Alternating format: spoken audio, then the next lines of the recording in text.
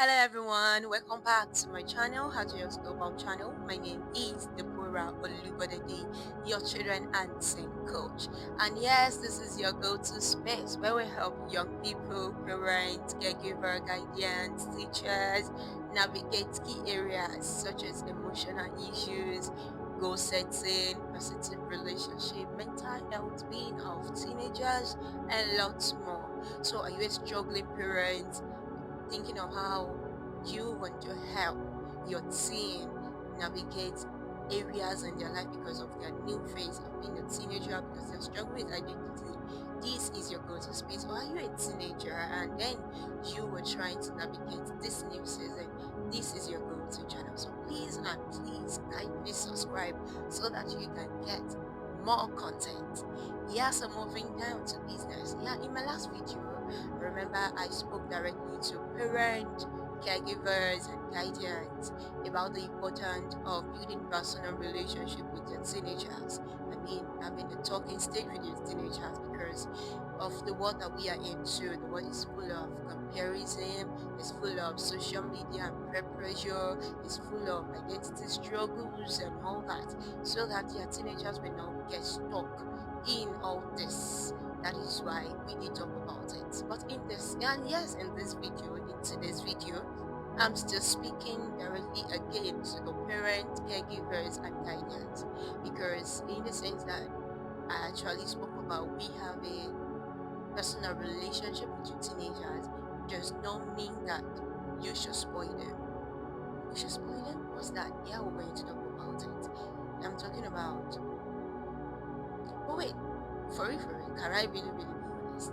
Like, can I be honest? Dear parents, guardians, and caregiver. Sometimes, without even knowing, without realizing it, you are the one teaching your children confessiousness. Yoruba call it ojukokoro. What does that mean? Let me paint a scenario for you. A scenario whereby you go out with your child and then your child sees another child with maybe ice cream, biscuit, toy, or something fancy, and then your child points at it, started crying, pleading, "Mommy, I want this, mommy, I want this, mommy, I want this." And to avoid embarrassment, so that peace should reign, because you want that peace, you gave him. I mean, you give it to them. But here's the truth. Every time you do this, you are planting a seed that their joy comes from possession and not from God. I mean, they see that I can have whatever it is I see with others. That seed grows. And by the time they are teenagers, it leads to comparison, envy, discontentment, and sometimes even dangerous choices, because they never learn what contentment really is. They never learn that contentment comes from Christ and not from any other possession. Because they never hear the word no. That is why you say that many of them hear the word no. It frustrates them, it pisses them off. I know, mommy, daddy, you were trying to say, this is my child. She was not. I don't want that to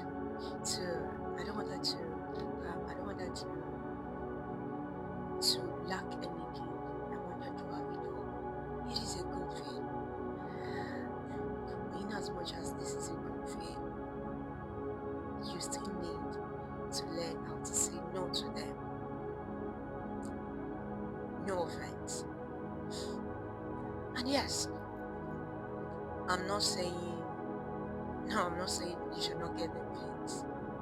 I'm not saying you should not buy them things. Of course they deserve it. You have it, you should give them. I'm not saying that.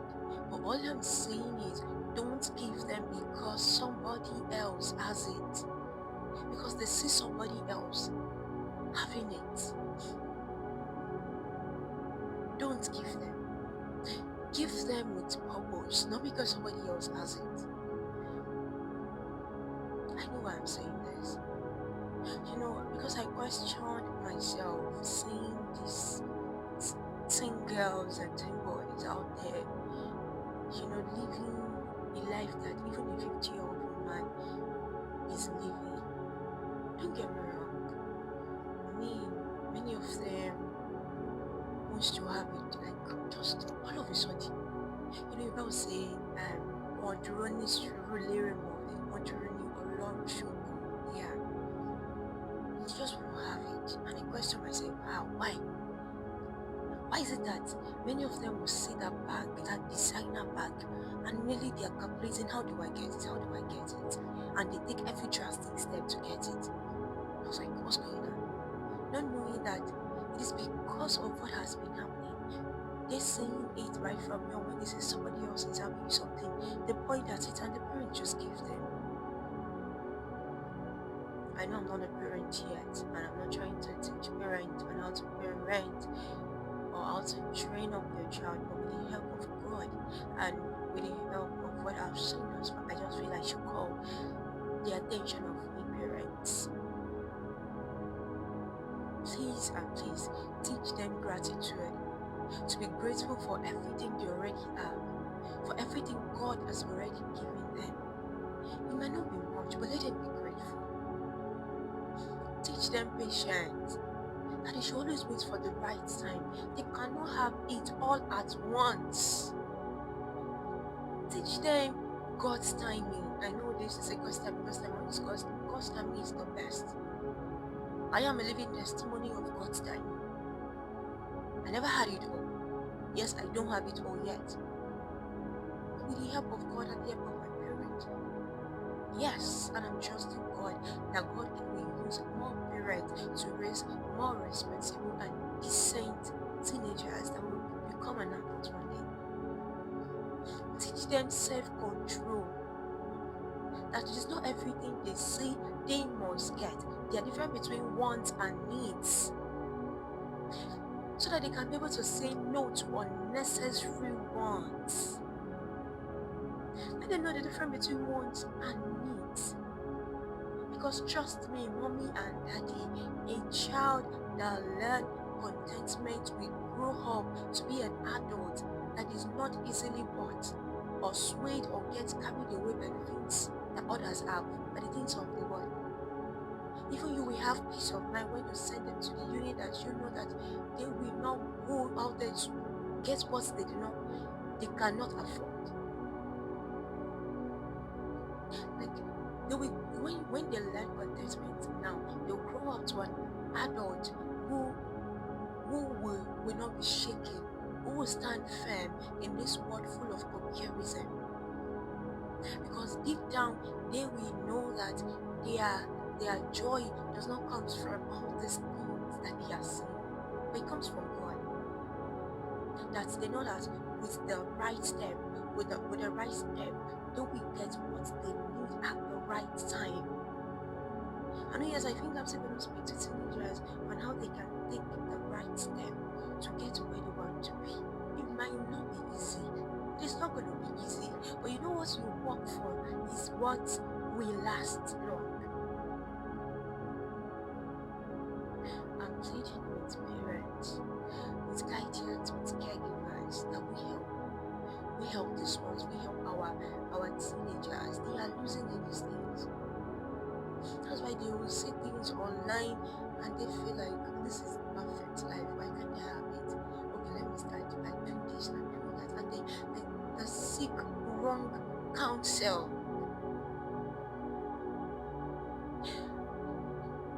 There's one thing I saw, it says, if you refuse to say no, be ready for the consequences of that your choice. If you refuse to say no to them and teach them this is it, this is that, mommy, daddy, no offense, you might regret it. Because is it not so strange that you will send your child to school, your teen boy, your teen girl, they are coming back in the next 1 year, and they have changed dramatically. Even the food you did not get for them, they are bringing it home. The way they even dress, is it not alarming? My dear parents, guardians, caregivers, please, when next time your child points at something somebody else wants or somebody else has, please, this is not just a moment. It is not just a parenting moment like, I have it now, why can't my child have it? It's my own, this and that. I know you have it. You want to take care of them. It is normal. It is cool. But then at that moment, just know it is a spiritual warfare. It sounds so alright. It is a spiritual, it is a moment, it is an opportunity for you to teach them. By telling them, hey, it's not that I don't have this. You know I have the money to buy it for you. But I won't buy it for you because you see somebody else's having it. So because of that, I will not buy it for you. Next time you don't ask, even though you want to buy, please the child, please just wait. I know God will give you the wisdom. If he or she does it one time and you caution that child, I know this children, the next time they will try it. But if you continue to give them you're just doing planting a seed that when it germinates, you might not be able to cultivate it. No offense. Because it is painful. It is. I mean, because you did not say no to them that time. That is when you will say that they want this, they just want to take drastic step. You say teenagers get pregnant. It's not alarming. Please, mommy and daddy, you are our role model. You are our first teachers. Help us teach them the right thing now, because once they are out of your care, how will they be able to stand firm in this world that is full of comparison? It is too much. Please, if you come across this video, you see this video, just know that this is the way of God speaking to you to raise godly children. Let's raise children that are contented, not the one that are just comfortable with life. Once I know that their contentment comes from God, that if I don't have it today, I know that my God is going to do it. Yes, with work. I mean, it's a children that does not want to go to the uni, does not want to go to school, does not want to work or have a skill. How then do you think she wants to gain it? Let him know. Please and please. Help us. We are the next generation. We are the foundation that you should focus on. In as much that you want to spoil us, help us to know the right thing at the right time.